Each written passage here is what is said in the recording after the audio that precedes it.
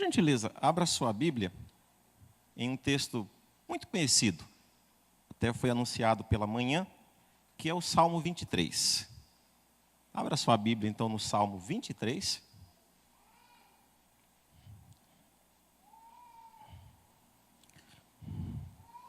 Livro dos Salmos, Salmo 23.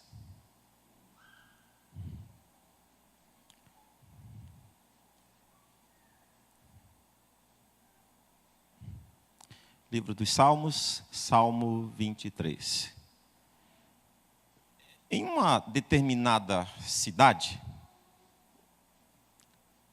pequena, no interior, foi lançado um desafio através da rádio da cidade. E o desafio era um concurso de locução. E foi sugerido que a população participasse, opinando o texto. E a sugestão era que o texto fosse uma porção da Escritura Sagrada. E assim as opções foram chegando, sugestões foram dadas, e de repente a maior votação caiu no Salmo 23.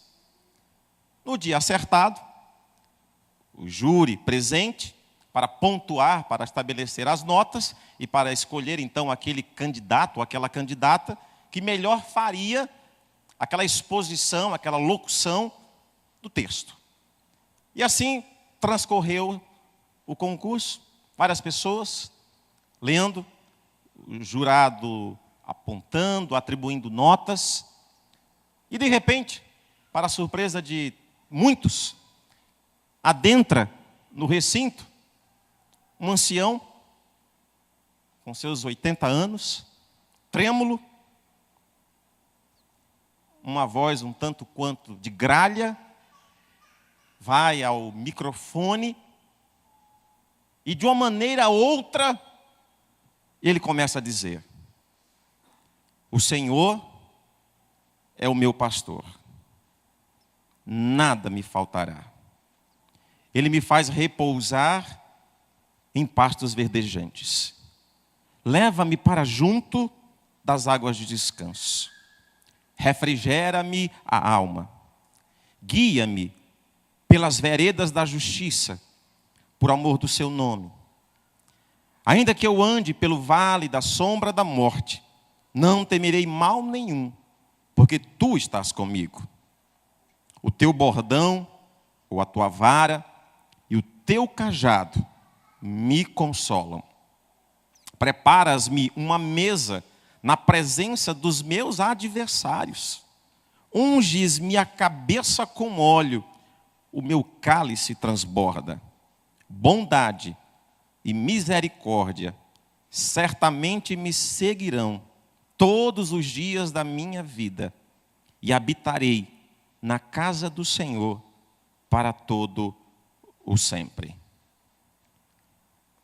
E enquanto ele lia, enquanto ele falava, os jurados se perderam em meio às lágrimas, uma comoção tomou conta de todos, notas foram esquecidas, e alguém que havia participado daquele concurso cochicha ao lado de alguém, e então diz: mas todos nós lemos o que ele leu, o que aconteceu?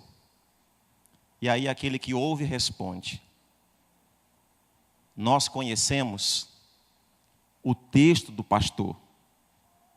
Ele conhecia o pastor do texto. E talvez aí esteja a grande razão do dilema da humanidade. Conhecimento. Muito conhecimento. Quanto conhecimento? Quanta inteligibilidade que não desce ao coração. Alguém já havia dito que há uma travessia por demais longa, ao mesmo tempo curta, que é da mente ao coração. Irmãs e irmãos, existe um provérbio, eu não o conhecia, Passei a conhecê-lo durante essa semana.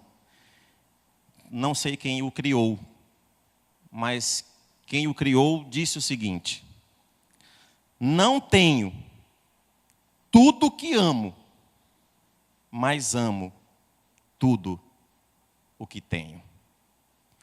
E isso me faz mais suprido do que todos que julgam ter todas as coisas. Eu não tenho tudo que amo, mas eu amo tudo que tenho. Os estudiosos que navegam, que trafegam, que vasculham o conhecimento bíblico, apresentam algumas possibilidades acerca do contexto, do momento, da hora, da ocasião em que esse texto foi escrito, produzido. A autoria é de Davi, em alguns momentos questionada, mas não é o nosso caso agora. Nós sabemos e cremos que é palavra de Deus, mas há uma certa especulação do momento, da situação, o que estava acontecendo. Entre todas as possibilidades, eu gosto muito da tradição judaica, que explica o contexto desse texto. E conforme a tradição judaica, Davi, rei sobre Israel, que ora havia experimentado o ofício de pastor, mas agora ele é rei, ungido, separado, e o próprio texto diz, tirado de detrás das malhadas, colocado por Deus para reinar, homem segundo o coração de Deus, escolhido por Deus para fazer a vontade de Deus, está num oásis. É noite. E os inimigos se entrecheiram, cercam o local onde ele está. E a intenção do inimigo era capturá-lo. A intenção do inimigo era matá-lo. A intenção do inimigo era destruí-lo. E é nesse momento, conforme a tradição judaica, que o rei Davi, ao tanger a sua harpa, produz uma confissão de fé, na qual ele diz, o Senhor é o meu pastor. Por isso, nada. E no outro momento ele diz, o que poderá me fazer o homem? Se o Filho de Deus está cuidando da minha vida. Irmãs e irmãos, o que eu quero dividir, depois de estudar e já de ouvir tantas pregações, já preguei outras vezes também nesse texto, aprendi muitas coisas, mas nessa semana Deus me falou algo um tanto quanto desafiador, à luz do Salmo 23. E o tema, a proposta para a gente conversar é a seguinte: de nada, presta atenção nisso, de nada terei falta, ainda que não tenha tudo. Consegue guardar isso? De nada terei falta, ainda que não tenha tudo. Que expressão de fé, que expressão de confiança, que manifestação da dependência de Deus. Eu tenho visto, talvez você também tenha visto, e tenha conhecido, e tenha sabido, de alguns talismãs que são utilizados. O próprio Salmo 23, em alguns momentos abertos, colocados sobre a escrivania, sobre a televisão, em alguns outros lugares. O Salmo 91, como se de repente aquele texto aberto pudesse produzir algo. Sabemos que não assim é. Sabemos que não é dessa forma, nem tampouco desse jeito. Porque esse texto, irmãs e irmãos, nos convida a relacionamento. E não tem como. Não há como. Nós nos relacionamos com o outro. E com o outro que se faz outro, que é o nosso Deus. E Davi está falando justamente disso. Do seu relacionamento com o outro, com o Deus acima de todos os deuses. Mas não um relacionamento superficial. Não um relacionamento pautado em especulações do próprio conhecimento humano. Não. Ele nos coloca diante de um conhecimento que é fruto do relacionamento, da intimidade, daquele momento que em alguns momentos perdemos, do quarto secreto, do fechar a porta do quarto, do desligar o celular, o computador, o iPad, iPod, o que for, e trancar-se para refugiar-se à sombra do Altíssimo, para descansar aos pés do Salvador, não para falar, mas para ouvir. A nossa geração está muito distante disso. Temos um treinamento e somos treinadas e treinados para falar. E como o silêncio nos assusta, como o silêncio nos incomoda. Queremos falar o tempo todo. Queremos que Deus nos ouça. E queremos usar da nossa própria inteligência para convencer o coração de Deus, para fazer aquilo que eu quero e você quer. Como se Deus fosse um menino de recado, que ao bater do meu pé e do seu pé, ele sairia correndo para resolver aquilo que eu quero que ele resolva da forma que eu quero. Mas o salmista me convida a experimentar um relacionamento que talvez eu ainda não tenha experimentado.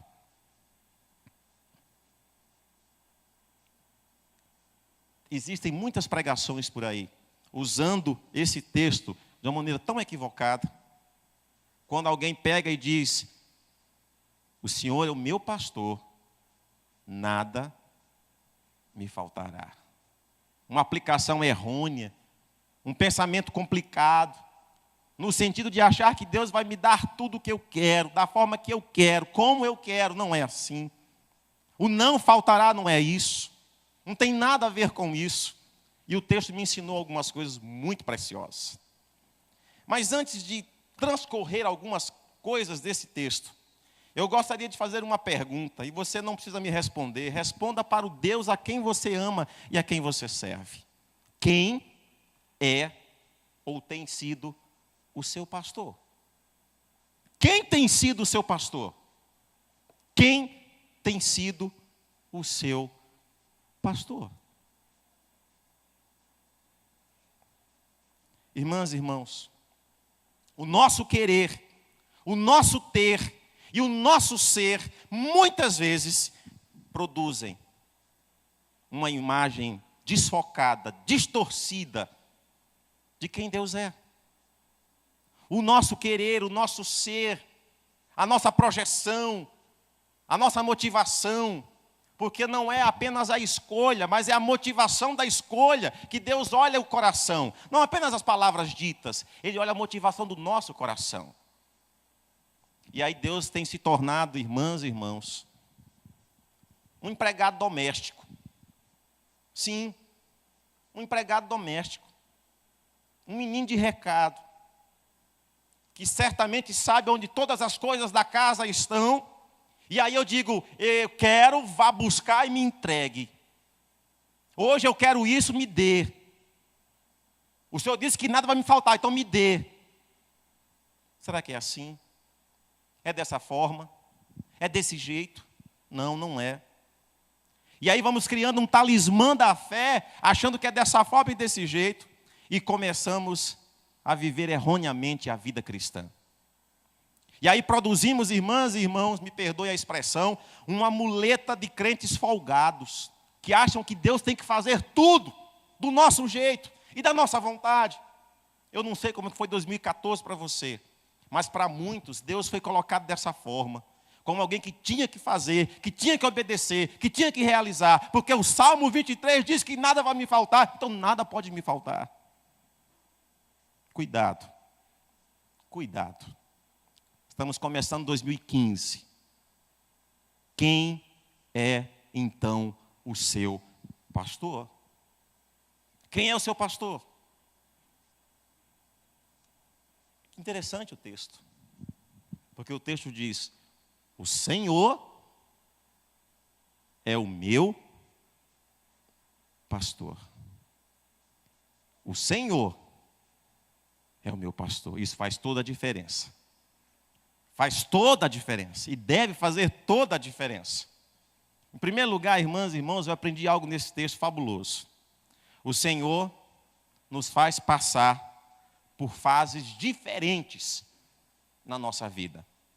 O Senhor nos faz passar por fases diferentes na nossa vida. Eu estava conversando hoje com meu filho mais velho, o Jonatas, acerca de uma imagem, de uma foto que foi tirada há mais de um ano. E eu tenho deixado essa foto estampada na tela do meu computador. E aí o Jonatas, eu fui buscá-lo ontem. E aí hoje, quando ele chegou lá no gabinete, que eu abri a foto para ele olhar, e aí ele olhou para a foto, olhou para si, olhou para a foto, olhou para si, e falou, não, aquele não sou eu mais. Eu falei, realmente não é. Porque as paisagens da vida mudam. As paisagens da vida mudam. As coisas não permanecem do jeito que são ou que estão. As coisas mudam. A própria tecnologia tem sido utilizada para mudar as paisagens. Mas a natureza é tão sábia em si, que independentemente do homem intervir, a natureza continua mudando-se. E as paisagens mudam. Então eu quero dizer algo para você. A paisagem da sua vida vai mudar. Eu não sei como ela está agora, mas uma coisa eu sei, pela palavra de Deus, a paisagem vai mudar. O texto começa dizendo de pastos verdes, pastos bonitos. E talvez agora seja esse o seu momento. Você começou 2015 com pastos verdejantes.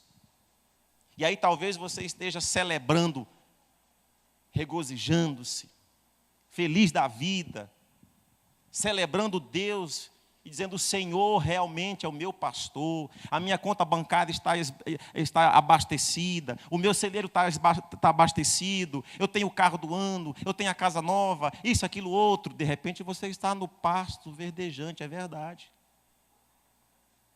Mas aprenda uma coisa, as paisagens mudam. E aí, eis que surge a questão, quem é o seu pastor quando a paisagem da sua vida mudar? Imagina só se Deus te convidar hoje para fazer uma voltinha, e nessa voltinha você começa a perceber como é que está a tua vida, e aí você celebra, você jubila, você canta, você louva, você adora, você ergue as mãos, você se ajoelha, você celebra as bênçãos, e aí Deus fala, vamos caminhar mais um pouco? Vamos avançar mais um pouquinho?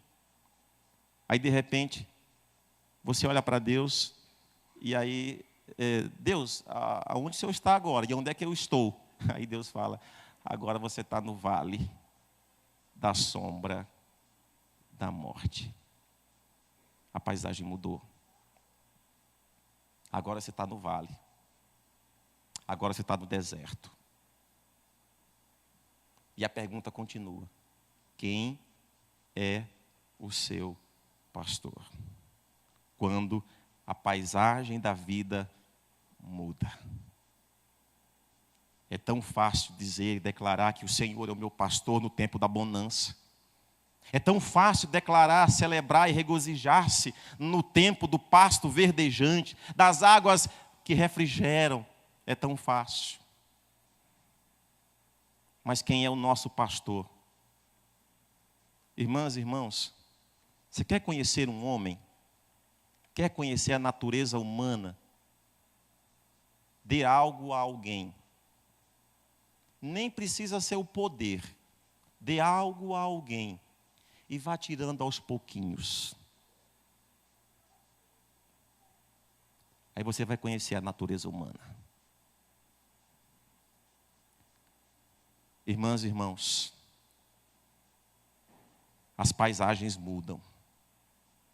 E quando a paisagem muda, quem é o nosso pastor? É interessante, Davi usa uma figura bucólica, usa uma figura da natureza, é verdade. Ele usa a ovelha, é verdade. Mas o texto não está falando tão somente da ovelha, o texto está falando de que a nossa vida, ela é dinâmica, como eu falei de manhã. A vida muda, mas Deus não. E de repente, quando a paisagem muda, do tempo da fartura, da abundância, para a escassez, A Bíblia diz que nós devemos tomar cuidado com o dia mau. E sabe o que é o dia mau? É quando na segunda-feira, amanhã, você chega para bater o ponto do seu cartão e você percebe que o seu ponto não está mais lá, porque você foi cortado da empresa. Começou 2015 e você não tem onde trabalhar. Quem é o seu pastor nessa hora? O dia mau é quando você vai ao consultório médico com um exame que você não teve coragem de abrir e de repente o médico abre e diz: vai vivendo porque não tem jeito. Quem é o seu pastor nessa hora? O dia mau é quando você acorda de noite, olha para o seu lado direito ou para o lado esquerdo e você percebe a cama está vazia, porque o cônjuge foi embora, te abandonou. Quem é o teu Deus nessa hora? Quem é o seu pastor nessa hora? O dia mau é quando você está em casa, alta madrugada, o telefone toca e diz: eu lamento informar, mas ocorreu um acidente e o seu filho, a sua filha morreu. O seu pastor quem é nessa hora? 2015 está começando. Não sei como é que está a tua paisagem. Não sei se você está no pasto verdejante. Ou se já começou 2015 no vale. Mas a recíproca é verdadeira. Quer esteja na abundância, quer esteja na escassez, paisagens mudam. Irmãs e irmãos, Deus tem uma maneira outra de lidar com todos nós. E o vale também faz parte do trabalhar e do processo de Deus nas nossas vidas. E eu nunca vi mesmo, um aluno graduado na fé sem passar por vales. Eu nunca vi um diploma da fé cristã, de uma fé genuína, sem que aquela pessoa tenha experimentado a mudança da paisagem, da abundância para a escassez. Porque deserto é terapêutico, vale é terapêutico. Vale, nas palavras de C.S. Lewis, é meio de Deus tratar. Inclusive ele diz que o sofrimento e a dor nada mais é do que o megafone de Deus gritando, nos chamando para perto dele. Irmãs e irmãos, cuidado. Paisagens mudam. Mas se você estiver no deserto, ou se você estiver no vale, entenda uma coisa: deserto é seletivo. Deserto faz parte de um processo de Deus que sonda o nosso coração. Deus quer conhecer o meu, o seu e o nosso coração. E quer saber se verdadeiramente Ele é o Senhor das nossas vidas. Talvez você possa perguntar: tá, pastor, mas o que são esses vales? Se você recorrer à Bíblia, você vai perceber que os vales estavam relacionados a uma categoria de vida que eram os leprosos. Os leprosos eram levados para o vale, eram isolados, eram excluídos, ficavam à margem, ficavam afastados. O vale também está relacionado a um lugar de sombras. Normalmente, ao final de cada tarde, havia um momento de sombras. E esses lugares eram evitados pelos peregrinos, porque eram lugares perigosos. O vale também estava ligado a momento de lutas, mas é interessante, quando um soldado morria no vale, ele era sepultado ali. Nem de lá ele era retirado. O vale também está relacionado a esconderijo de ladrões. Se você recorrer à Bíblia, você vai ver que vale não é um lugar realmente agradável, não é um lugar realmente bom, não é um lugar realmente bonito. Mas os vales hoje mudaram. E talvez hoje os vales possam ser as questões financeiras, possam ser tantas coisas. Mas eu fiquei pensando a respeito dessa questão dos vales, e fiquei percebendo o seguinte: eu não sei como é a tua vida, mas a minha vai de luta em luta, de batalha em batalha, de guerra em guerra. Essa é a experiência da fé. Deus não nos quer acomodadas ou acomodados. Deus quer nos ver nos pelejando o tempo todo. Agora é interessante, porque o texto continua falando de um consolo. E esse consolo se manifesta tanto na abundância, como também se manifesta na escassez, quando as paisagens mudam da vida. Agora é curioso, porque o texto diz que a tua vara e o teu cajado me consolam. A tua vara e o teu cajado me consolam. Se eu perguntar aqui, certamente você vai dizer: não, hoje eu preciso, pastor. Hoje eu vim à igreja, mas eu estou precisando do consolo de Deus. Aí eu vou perguntar para você: você está disposto a receber o consolo de Deus? Porque o consolo de Deus inclui a vara. O consolo de Deus inclui o cajado. E o que seria essa vara? E o que seria esse cajado? Seria algo que nós não gostamos. Quer seja na abundância, irmãs e irmãos, ou na escassez, em qualquer paisagem, Deus quer nos consolar. Mas Ele não nos consola da forma como a gente acha que Ele quer, que a gente deveria, ou que Ele deveria nos consolar. O texto fala que Ele usa a vara. A vara, pelo pastor, tinha um significado. Biblicamente, vara está relacionada à pedagogia, a ensino, a instrução, a orientação. Então, sabe como Deus quer nos consolar? Ensinando a mim e a você a sua palavra. É assim que Deus nos consola.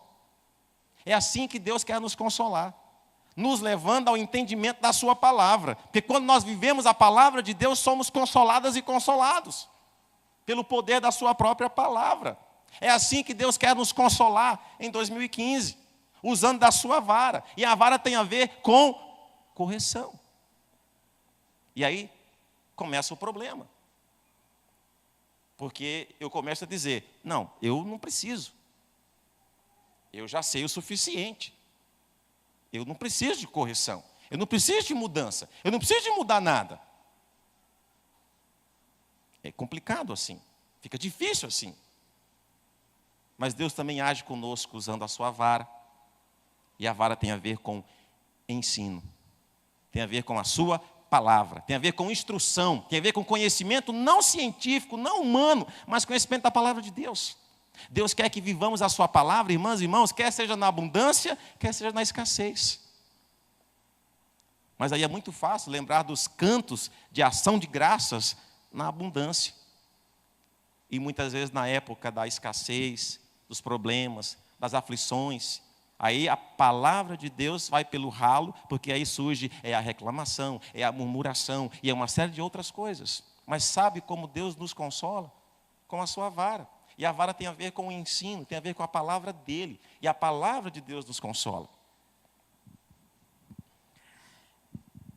Mas aí eu fiquei pensando que tem muito cristão por aí que não quer o conteúdo, que é só o glacê. É mais fácil. Não, o glacê é mais fácil. O enchimento, o conteúdo dá mais trabalho. O glacê está bom. E aí vai pulando de igreja em igreja, de galho em galho. Quando aperta um pouquinho mais, não, eu vou para uma que não cobra tanto, que não exige tanto, que não quer tanto. Eu não tenho que mudar tanto, porque eu vou ser tipo Gabriela. Eu nasci assim e vou morrer assim. Não quero mudar nada na minha vida. Está bom demais. Não é assim que Deus nos consola. Deus nos consola através da sua palavra. Eu já falei aqui numa ocasião que o nosso problema está no nome Deus. Entre o D e o S, aí sobra o eu. Esse é o nosso problema. E aí as paisagens mudam e aí o eu se levanta, e aí eu vou produzindo um evangelho que não é o evangelho da graça. Porque o evangelho da graça é soberania de Deus para a minha vida. Quando eu começo a viver um evangelho a partir da minha própria ótica, do meu próprio querer, do meu próprio fazer, isso não é evangelho. Isso é qualquer outra coisa, menos o evangelho de Deus, menos a palavra de Deus. E Deus quer nos consolar com a sua palavra. E aí logo surge uma questão. Para onde fugir então? Aí o salmista já responde, não tem como fugir da presença de Deus. E já nos conforta também. Porque seja qual for a paisagem que você esteja vivendo, seja qual for, Deus está contigo.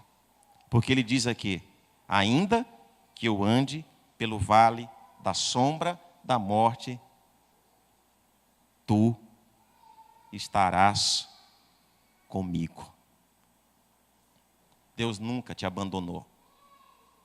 As paisagens mudaram, mas Deus nunca mudou e Ele nunca te abandonou. Ele nunca vai te abandonar. Ainda que você esteja passando pelo deserto, ainda que você esteja num momento estreito e apertado, ainda que você olhe para a figueira e ela não esteja produzindo, Deus não deixou de ser Deus. E a obra que Ele preparou, Ele há de completá-la, Ele há de realizá-la, pelo poder da sua palavra. É assim que Ele nos consola. Não estou querendo dizer com isso que Deus não nos pega nos seus braços, que Ele não nos pega no seu colo, Ele faz tudo isso. Mas eu preciso amar a sua palavra e viver a sua palavra. Que em 2015 a gente faça isso. Que a gente viva isso. Em último lugar, o mesmo Senhor que está controlando todas as coisas, é o Senhor que tem o hoje e o amanhã, o perto e o longe, na palma da sua mão. Mas é o Senhor. O Senhor. Ele tem o hoje e o amanhã, o perto e o longe. É interessante quando Moisés está levando o povo para a terra prometida, e aí ele se depara com o Mar Vermelho. Atrás vem Faraó. Eu canto essa música com as crianças. Não pense você que lá com as crianças eu sou sério, assim, não. Eu canto com as crianças, eu brinco com as crianças, eu me divirto com as crianças e ensino a palavra de Deus para as crianças também. Mas o mar está fechado. Faraó está chegando. Moisés vai conversar com Deus.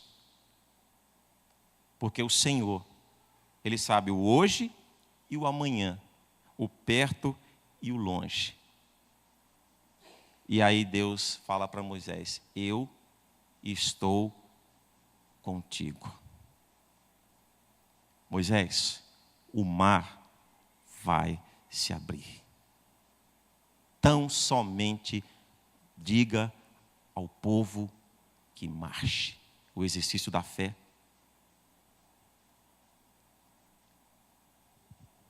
Três amigos foram jogados numa fornalha, porque não queriam compactuar com a cultura do mundo daquela época. Sadraque, Mesaque, Abednego, lançados na fornalha, porque não queriam compactuar com a cultura depravada da Babilônia. Lançados na fornalha, aquecida 7 vezes mais, era fogo para não acabar mais. E de repente, Nabucodonosor, que está lá sentado, chama alguém e diz, nós não lançamos 3? Sim, rei, nós lançamos 3. E aí o rei diz, mas eu vejo 4. Porque o anjo do Senhor acampa-se ao redor daqueles que o temem e o buscam.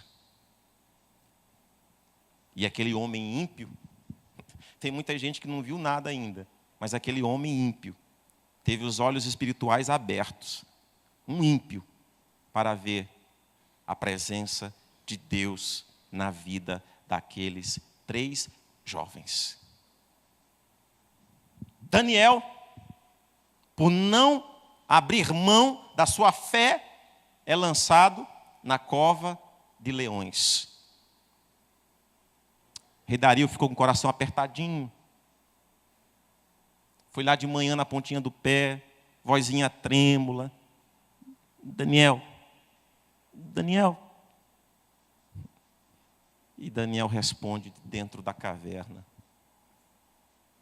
E aí é sabido e conhecido que havia um Deus único e verdadeiro em Israel. O Deus de Daniel. Porque quando Deus está presente, não tem nada e ninguém que possa impedir o seu agir. Porque o Senhor, quando Ele é o nosso pastor, Ele tem o hoje e o amanhã, o perto e o longe. Deus está conosco em todo o tempo. Mas uma coisa eu não posso deixar de dizer. Todos eles, Moisés, Sadraque, Mesaque, Abednego, Daniel e outros tantos, quando eles saíram daquela situação, a história deles estava mudada. O que eu quero dizer com isso? Se talvez você começou 2015 e já está se sentindo no vale, eu quero te dizer uma coisa. Você vai sair desse vale. E o nome do Senhor vai ser glorificado na sua vida. Porque você está em obra. A sua vida está sendo trabalhada. E você não está no vale sozinha. Você não está no vale sozinho. Há um Deus caminhando com você. E dizendo, ser forte, ser corajosa, ser corajoso, porque eu te mandei ser forte e corajosa. E você vai, como está no texto. Eu não tinha percebido isso no texto. Que beleza. Ainda que eu permaneça no vale? Não.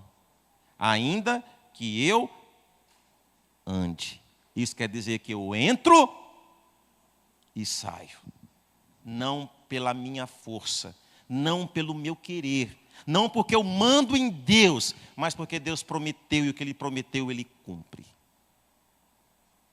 Ele tem o hoje e o amanhã. O perto e o longe. Está nas suas mãos. Deus é o maior interessado no meu, no seu e no nosso crescimento. É o maior interessado. Mas vá devagar. Vá devagar. Certa feita, Jesus chegou num local, no tanque de Betesda, e lá estava um coxo, um homem enfermo, um homem doente. E segundo o texto sagrado, há 38 anos. Aquele homem se arrastava, entrava na fila, mas sempre alguém entrava primeiro do que ele. Durante 38 anos. Quando Jesus chegou lá, ele tinha 33. Jesus. E o homem tinha 38. Isso quer dizer que quando Jesus nasceu, aquele homem já estava na fila, aguardando a sua vez. 38 anos se passaram. De espera, de busca, de acreditar, de saber que o milagre de Deus poderia acontecer na sua vida.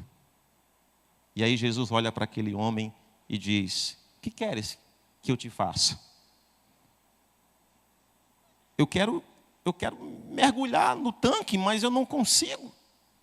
Quando eu penso de ir, alguém chega primeiro, e aí o anjo desce lá e o outro é abençoado.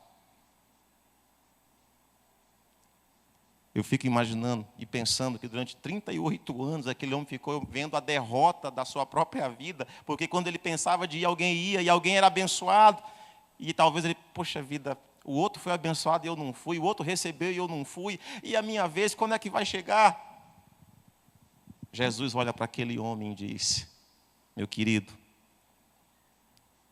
o anjo que desce lá, está aqui diante de você, toma teu leito e anda. 38 anos de espera. Mas o milagre de Deus se cumpriu. E o texto diz que ele foi para casa regozijando, porque a paisagem da vida dele havia mudado do deserto para pastos verdes. Tome cuidado, porque se há pastos verdes, há vales, e se há vales, há pastos verdejantes. Há um episódio, e eu termino agora com esse episódio, que aconteceu na fronteira entre Israel e o Egito.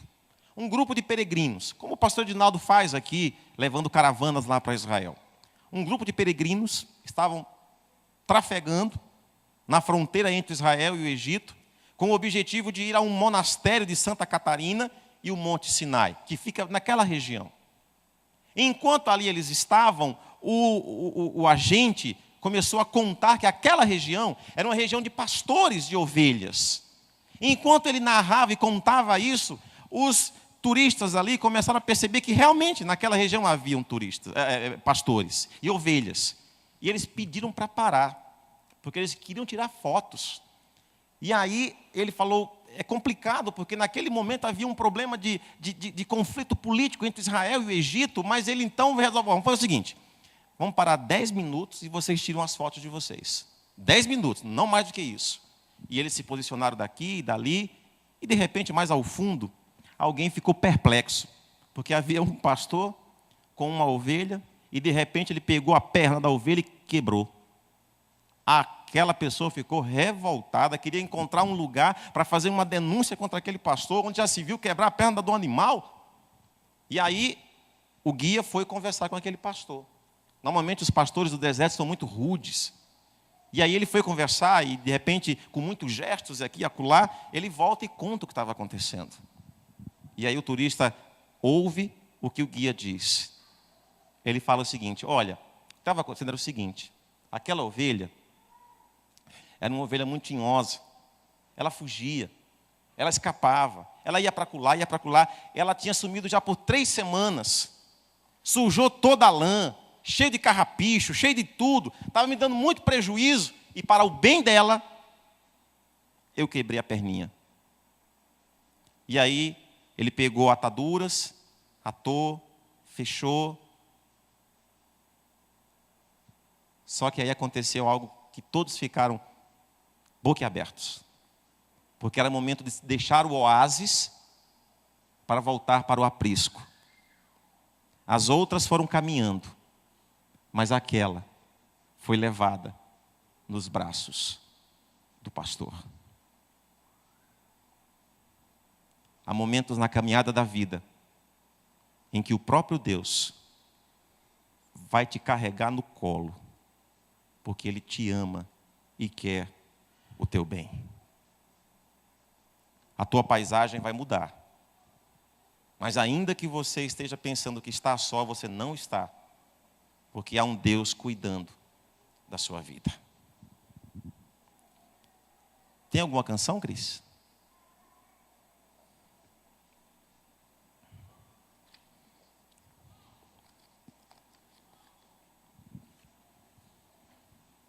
Que você resolutamente faça como Davi e diga, de nada terei falta, ainda que não tenha tudo. De nada terei falta em 2015. Vamos colocar em pé? Porque o Senhor é o meu pastor.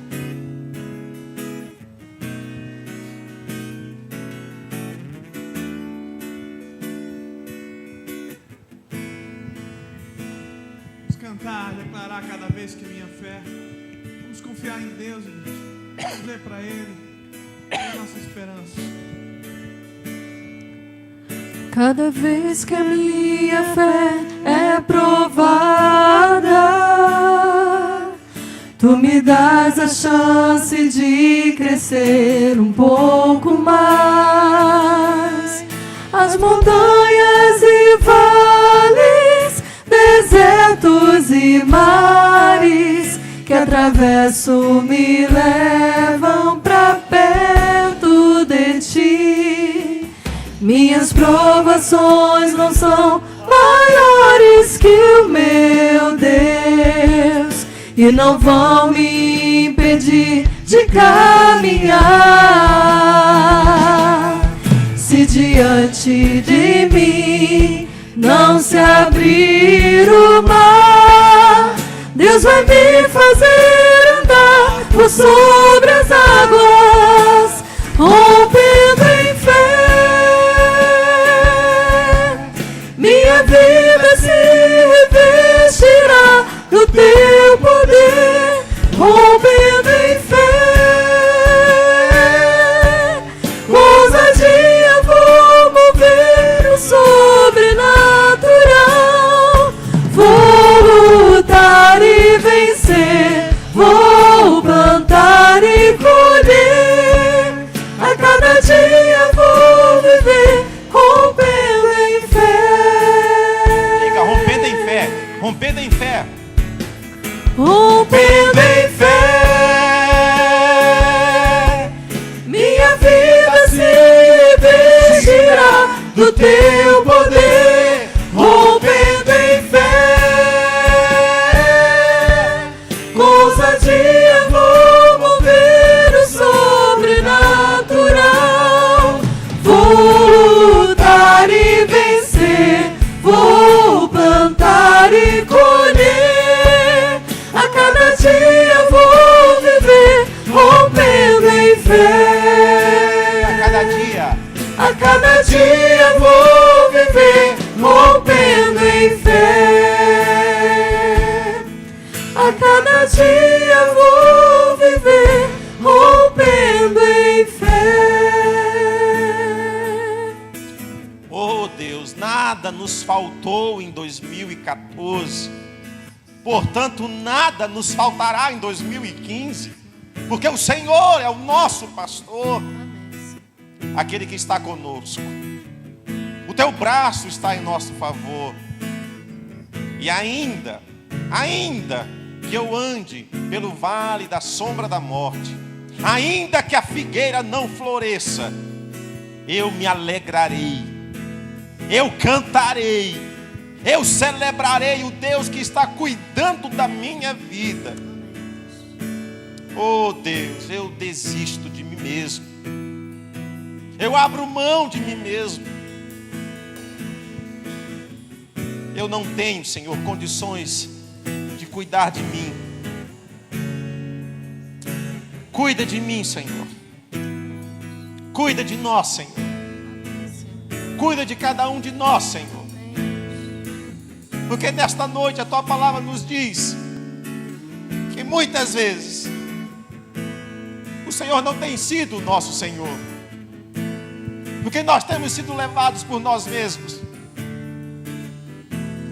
Livra-nos de nós. Livra-nos de nós. Enche-nos do teu poder. Enche-nos da tua graça. Que a bondade e que a misericórdia do Senhor nos assistam sempre. Para que um dia venhamos todos nós a habitar na casa do Senhor. Porque a nossa leve e breve tribulação nesta vida produzirá eterno peso de glória. E nada poderá nos separar do teu amor. Nem altura, nem profundidade. Se eu subir aos céus, tu estás. Se fizer a minha cama no mais profundo abismo, lá estás também. Se tomar as asas da alvorada e me deter nos confins dos mares, ainda lá a tua mão há de me encontrar. Tu me cercas por trás e por diante, e sobre mim tu pões a tua mão. E é a tua mão que eu quero sobre a minha vida, e é a mão do Senhor que eu quero sobre a vida da tua igreja. Eu desejo o consolo da tua vara. Oh Deus, estamos cansados de viver a nossa própria inteligência. Queremos viver a sabedoria lá do alto, na qual não há sombra de variação nem mudança. O Senhor é aquele que tem o hoje e o amanhã, o perto e o longe. E nós confiamos em Ti. A nossa alma espera por Ti. Como de Ti esperamos. Visita cada irmã, cada irmão nesta hora. Derrama da Tua paz, da Tua graça, da Tua misericórdia, do Teu poder, da Tua soberania. Para que vivamos conforme a Tua vontade e para a glória do Teu nome. Dá-nos uma semana abençoada. Dá-nos uma semana com a Tua presença, com a Tua direção. Não queremos, Senhor, sair daqui sem a Tua presença. Não queremos marchar nesta semana sem a Tua presença.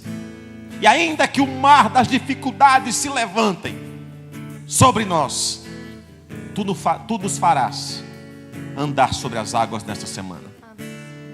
Tu nos farás andar sobre os problemas, sobre as dificuldades, sobre as enfermidades.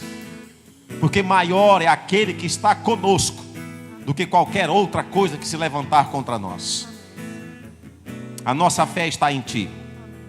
E nós somos mais do que vitoriosas e vitoriosos por meio daquele que nos amou, Jesus, que é o Senhor e o pastor das nossas almas. E agora, irmãs e irmãos, que a graça bendita de Jesus, o amor do nosso Deus e Pai e a comunhão do Espírito Santo repousem sobre vós, corpo vivo de Cristo e família de Deus, hoje e para todo sempre. Amém. Amém. Vamos aplaudir o Senhor. Que Deus te abençoe. Vamos nos cumprimentar uns aos outros. E não esqueça, você tem um Senhor que é poderoso para fazer infinitamente mais. Uma boa semana na paz de Jesus.